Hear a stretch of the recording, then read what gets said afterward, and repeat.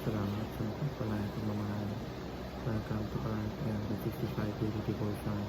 Ako po si Alexander Gomez from Batch State. At ang topic pang tatalakay natin ngayon ay kanino kapatay na patay.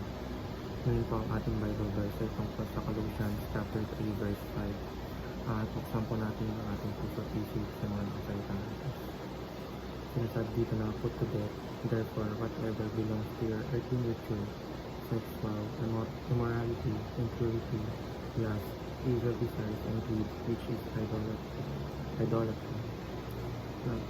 Or sa Tagalog, kapayin nyo ang anumang makalupa na sa inyo, pakikipapit, karunihan, kasamang pita, kasamang pagnanasa at kasakiman, na ito'y pagsamba sa mga Diyos-Diyosan. Teaching number 1, we are sinners saved by grace. Ang bawat isa sa atin ay pinanganak ng may makasalanang likas. Ibig sabihin ay natural tayong nahuhulog sa mga maling gawain tulad ng nabanggit sa verse. Ito ay ang pakikiapit, karunihan, samangkita at kasakiman. Hindi natin kayang iligtas ang ating sarili sa pamamagitan ng mabubuting gawa. Ngunit dahil sa pag-ibig at biyaya ng Diyos, pinadala niya si Jesus upang mamatay para sa ating kasalanan. Kaya ang ating kaligtasan ay hindi nakabase sa ating sariling kakayahan, kundi sa biyaya ng Diyos sa pamamagitan ng Kristo. Teaching number 2, we are called to die to self every day. Ang mamatay sa sarili ay nangangahulugan ng paglarikot sa ating makasariling pagnanasa, kasamaan at makalupang hangarin. Araw-araw ay may laban sa pagitan ng spirito at ng laman, at tinatawag tayo ng Diyos na piliin siya sa na ang ating sariling kagustuhan. Hindi ito isang beses na desisyon, kundi araw-araw na pagsuko at pagpili na sundin ang kalooban ng Diyos.